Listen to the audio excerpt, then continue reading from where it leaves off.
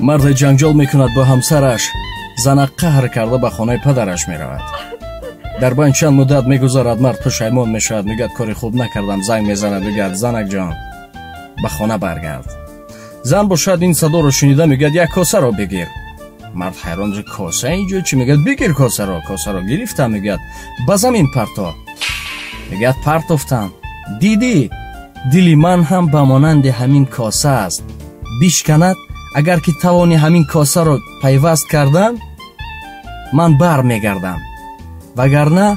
بعد مرد میگه عزیزم با کاسه پلاسماسین بود، چیزی نشده است به کاسه.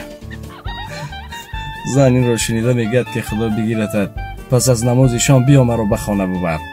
با این خاطر احتیاطشان کنید که به خانه مادر قهر کرده نروند. نگوید که خودت رفتی خودت برگرد. خود را احتیاط کنید. شما را دوست می‌دارم. خداحافظ.